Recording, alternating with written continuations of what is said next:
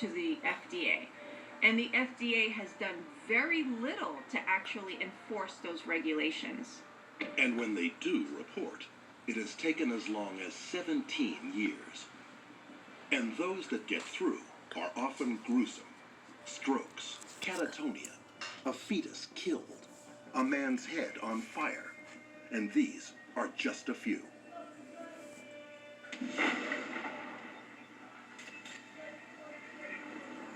My husband Jose Topete had ECT. They told us what a great thing it was and how it was going to help our family and help Jose. Jose had 23 treatments of ECT, and during the ECT treatments, he did not get better at any time. In fact, he had a breakdown at one time after the first week of ECT. We didn't realize that his whole memory was gone until after ECT was over. And one of the just terrible times was we live in a rural area that has a pond, and we have lots of frogs and bullfrogs. Well, we heard the frogs making a lot of racket, and Jose said, "What's that noise?" And we said, "Oh, it's just the frogs." And he said, "What's a frog?" He doesn't know his parents. He doesn't know his siblings.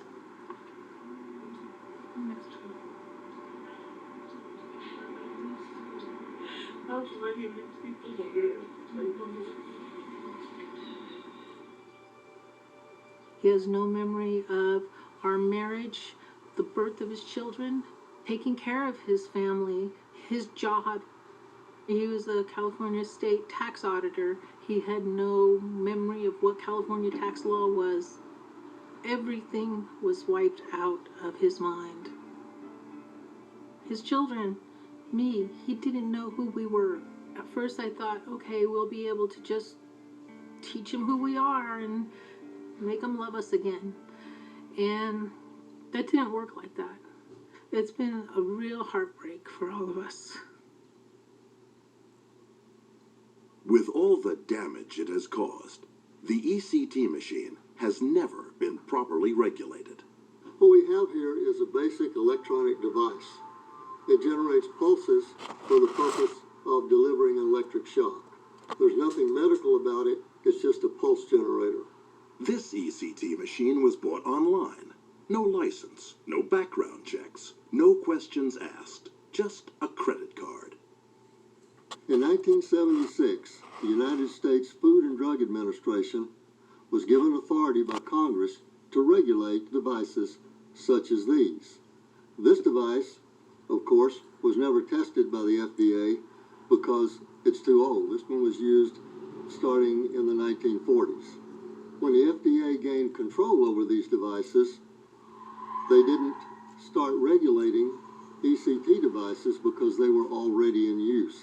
Any device that was already being used did not need to be tested, as long as it's substantially equivalent to the devices that were used when the FDA took control. The FDA allowed it to be grandfathered in, meaning it didn't require any proof of efficacy or clinical trials for safety and efficacy. They just let it stay on the market. So now, psychiatrists had it both ways. On the one hand, they claimed that shock machines were substantially equivalent to those of the 1940s, while at the same time, they marketed ECT as modern and new and improved. A transparent deception. But in 1979, the FDA classified the ECT machine as a Class 3 device, meaning it is high risk and must be safety tested. The FDA gave manufacturers 3 years to try to prove them safe. So, if ECT wants to claim safety and effectiveness, they should be showing by clinical studies that it's safe and effective. They haven't. And it isn't because they can't afford to. There's plenty of their own consultants that work for big league universities that get plenty of funding to do it. They choose not to because ECT is not effective. Has somatics ever conducted any studies to determine whether any brain injury could be caused by ECT? Somatics has never conducted any studies of any kind. We're not in the business of doing studies of traumatic brain injury. We sell cybertrons. To avoid any chance of testing, psychiatrists have lobbied the FDA to reclassify the machines as Class 2, a category that includes other such items as syringes, contact lenses, and condoms. There's nothing else in Class 2 that causes brain damage, cardiac standstill, stroke, brain hemorrhage, seizures. It's really ridiculous for them to even be considered as Class 2. The reason they want to put the ECT machine in Class 2 is because it wouldn't have to be tested for safety or effectiveness. Due to public outcry, the FDA scheduled a hearing to determine the validity of reclassification. ECT survivors flew to Washington to testify. I argued with a psychiatrist who dumped me in the law court and shot me 5 times. I became violent. I told him the nail cloth, dragged him under the door. And he said after 5 times, sometimes they don't help you. I had over 80 shock treatments. And yes, they called them maintenance treatments, but I don't remember my wedding day. I don't remember my husband putting a ring on my finger. When I was given an IQ test a few months after the ECT and asked the population of the United States, I answered 1,000. When they asked me to guess again, I answered 2,000. I remember having no idea where to find the answer in my head. The advisory panel largely agreed that ECT machines should remain in Class 3 and undergo safety testing. But the FDA, represented by Jeffrey Shuren and his colleague Malvina Edelman, ignored the panel's recommendations and broadened the use of the ECT machine as a Class 2 device. 3,000 submissions were sent into the Food and Drug Administration talking about the destructiveness of electroshock. The FDA and the APA and other psychiatrists want to make ECT more broadly available, despite the fact that all these people are saying no, despite tens of thousands of people saying electroshock is damaging, that it can actually kill you, that it destroys their life. I recently started ECT treatment, electroconvulsive therapy. I was supposed to have one today, but I went ahead and canceled it. Because I'm stupid now. Or I'm definitely not as smart as I used to be. Spent a lot of time and money on education because I wanted to be smart. And I was smart. I don't remember anything anymore. Right now, this is my life.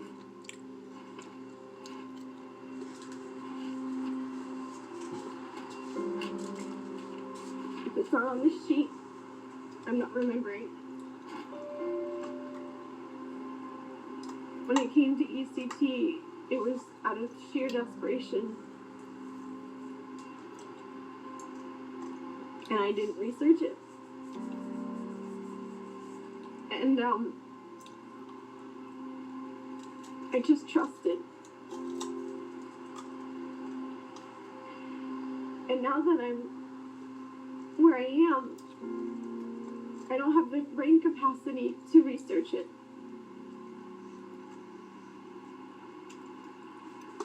It's too late.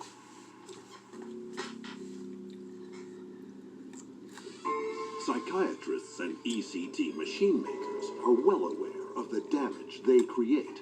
So why do they keep doing it?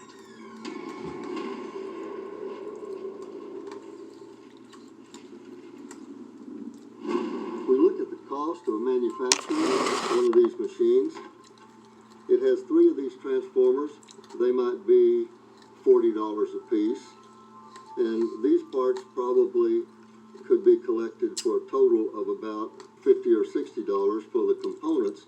The printed circuit board could probably be manufactured for less than $100 in quantity. All of these resistors are pennies a piece, and the integrated circuits are normally less than $1 a piece. So we see here a device that could be manufactured in quantity for between $500 and $1,000, including parts and labor. And with ECT systems selling for up to nearly $20,000, the markup is huge. In addition, psychiatrists benefit handsomely from prescribing ECT because they must be present and therefore paid for all electroshock sessions. It costs about $2,500 per session. So if you do the math, and let's just say for simple mathematics, the person has 10 sessions initially, that's $25,000. Inpatient costs are even more profitable, netting as high as $120,000 per patient. We would start usually around 6 a.m. We would see up to 13 patients a day. It was almost like an assembly line mentality, kind of get them in, get them worked up, get the treatment, and get them out, get the next one in, get the treatment, do the recovery, get them out. It's a very lucrative business. Big money maker. Psychiatrists performing electroshock rake in an average of twice those who don't. And they can achieve this income by working only a few hours a week.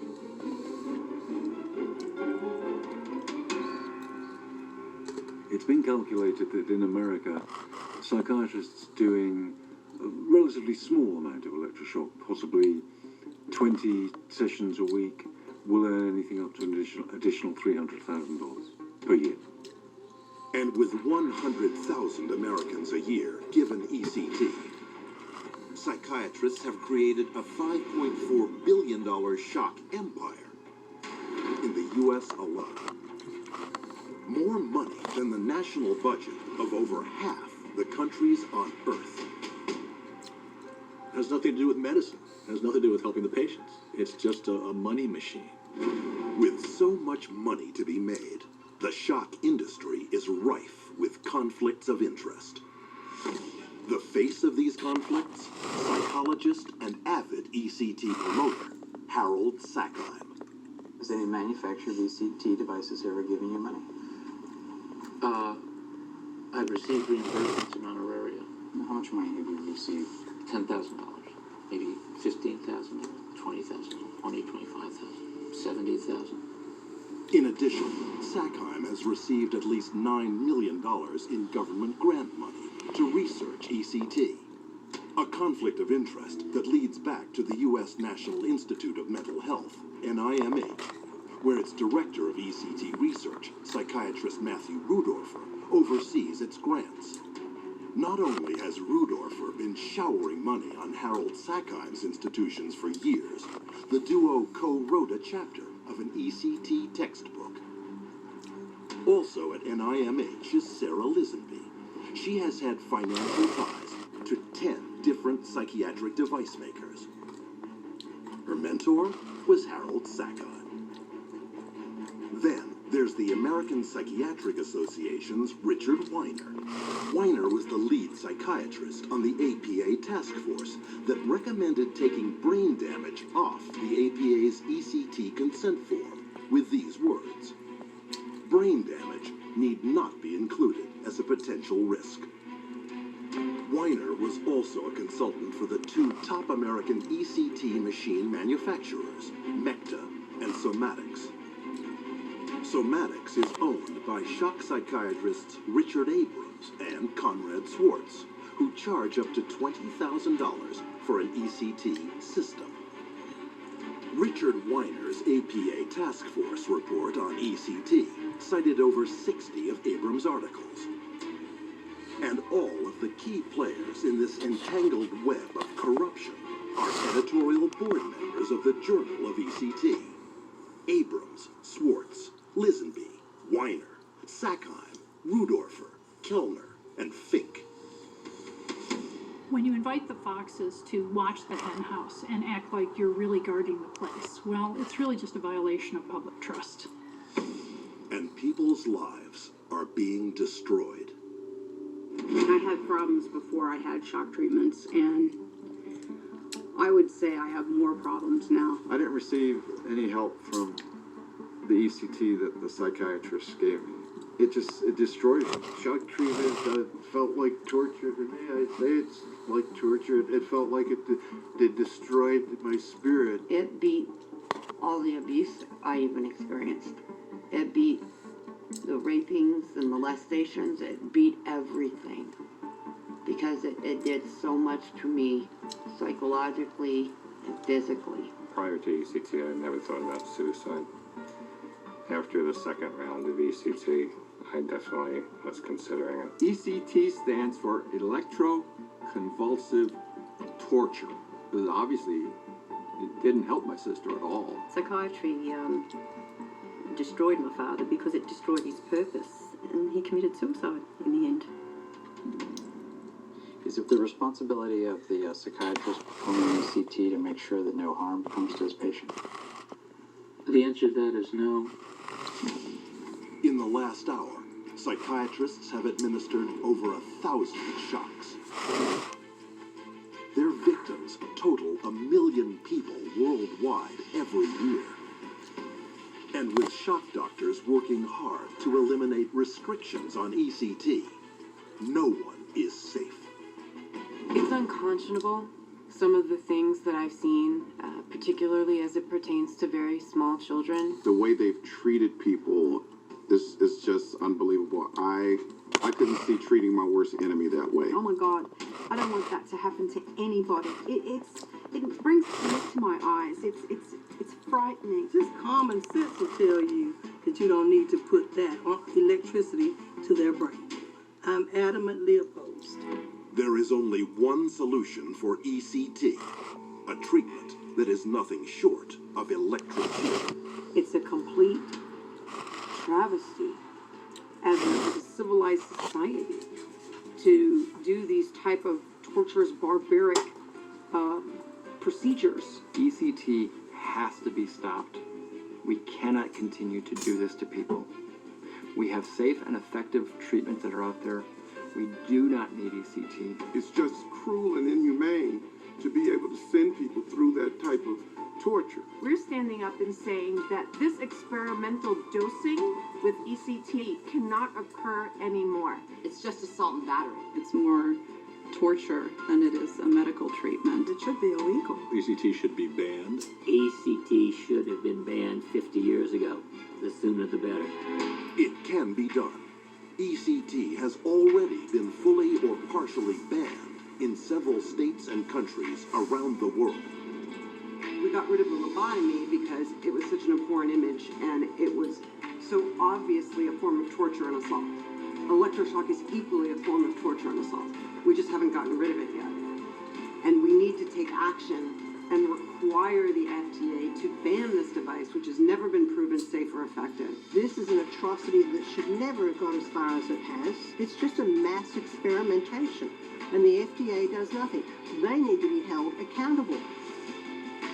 ECT needs to be exposed as torture and a barbaric violation of human rights. Our future depends on it.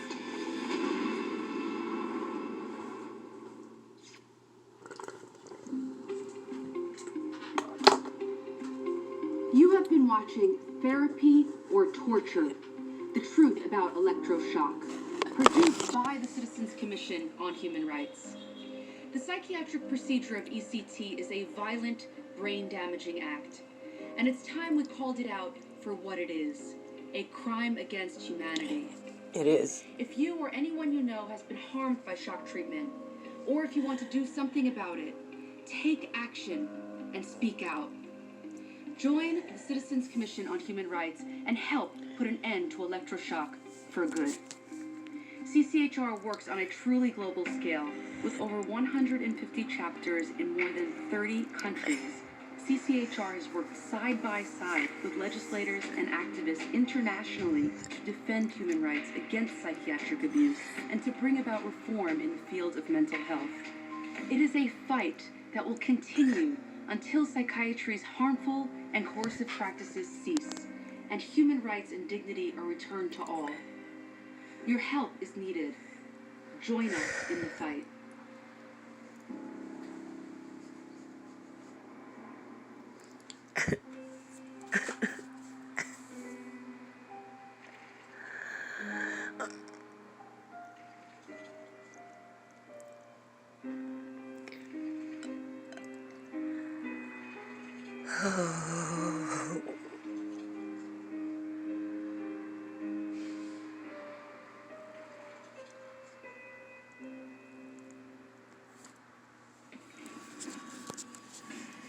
I don't know what to say.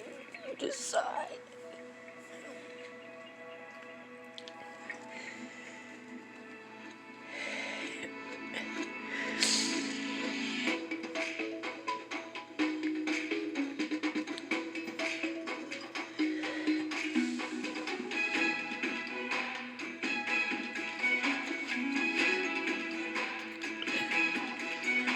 And I thought the Church of Scientology was no good.